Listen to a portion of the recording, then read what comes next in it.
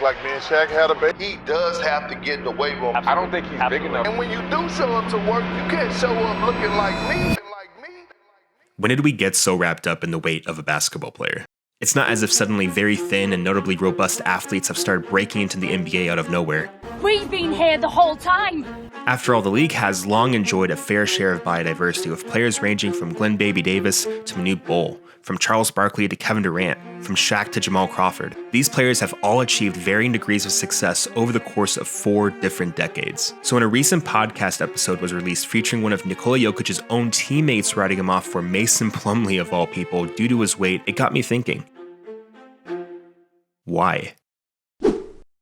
We've all seen that iconic photo of Jokic as a kid, hunched over a carton of what I presume to be Serbian orange juice and roles that could give Chunk from the Goonies a run for his money. While my personal favorite throwback picture of the Finals MVP is the one of him wearing a vintage Nuggets crew neck at the age of 5, both images point to the future struggles Jokic would have to face. When Jokic was first drafted, Steve Hess, the former Nuggets head of athletic performance, was quoted saying that Nikola arrived at his first training camp weighing 295 pounds and sustaining a diet that included a large amount of soda and a large amount of candy. No candy.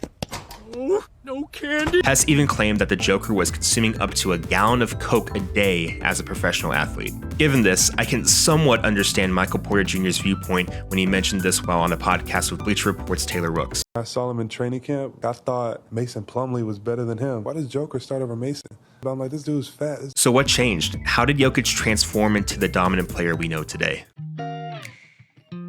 Philippe Eichenberger, also known as the Jokic Whisperer, is credited with helping Nikola overcome his internal battle to become one of the greatest NBA players of all time. As the head strength and conditioning coach for the Denver Nuggets, Eichenberger has been working with Nikola since 2015. Their training regime has been heavily focused on improving his diet. A feature by the Denver Post beautifully highlights the relationship, with Jokic remarking, "I don't want to eat poorly just because I know it's not just me, it's him too. I don't want to disappoint him." It goes without saying that Joker's relationship with Philippe has been a cornerstone for his overall development, leading not to just an MVP title, but also to the NBA championship. Numerous times, Eichenberger has visited Jokic's apartment to provide a healthy meal or to discuss the composition of ideal protein shakes. "He gives 100% of himself to help me," Jokic expresses. "It's something I can see, I can feel. He genuinely cares about me. That's why I think I'll never be able to thank him enough." Since joining the Nuggets, the Joker has shed about 40 pounds overall, excluding the assumed added muscle weight he's gained in the process. Would Jokic have blossomed into the player he is today without someone like Philippe Eichenberger?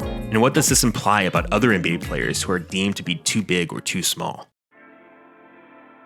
The story of Jokic and Eichenberger is a remarkable illustration of persistence, dedication, and consistency leading to excellence. I firmly believe that if Jokic had not managed to break away from his gallon-a-day soda habit, he would not have become the player he is today, and we might be reminiscing about another Lakers or Heat championship run. Now, does this mean every player who seems a bit thin or slightly heavyset needs to follow his path? Not necessarily. As I mentioned earlier, the NBA has witnessed successful players of nearly every size in almost every generation, especially in a league that shifted focus towards finesse versus brute strength. Provided your offense and defense are designed to complement a player's playstyle, you can do almost anything within reason. The intriguing aspect of Nikola's story isn't necessarily about his weight, but rather about what he's consuming. If Zion Williamson admitted to drinking a gallon of soda a day, yes, that would raise a red flag and prompt worry, and sadly, some signs appear to suggest that just might be the case. At the end of the day, a player's physical appearance often indicates their internal reality concerning their diet. Observing James Harden and Zion at their heaviest, I would probably assume they haven't been taking care of themselves, and that would inevitably affect their performance, but ultimately, that's on them.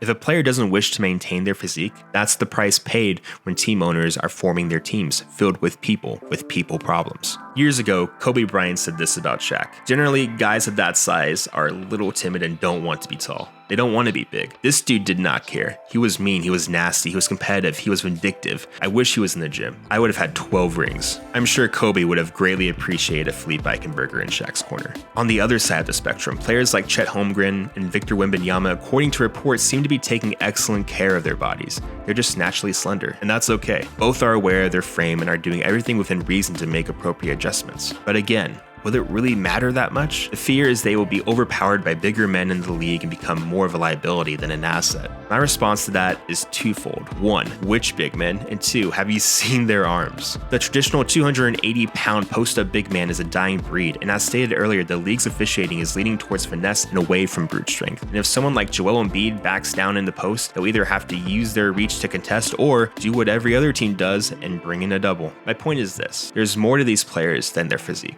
The actual physical appearance of a player's body doesn't really matter. What really matters is how they are treating it and how their team is structured. At the end of the day, these NBA players, despite their substantial wealth, are individuals, each grappling with their own battles just like you and I. Players like Jokic and Durant show us that the shape and size of your body does not dictate your ability to play at an elite level. It's not about the size of the player in the game, the size of the game in the player, and that's something we can all learn from.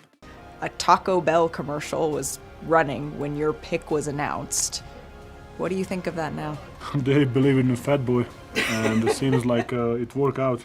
Yeah, don't bet against the fat boy.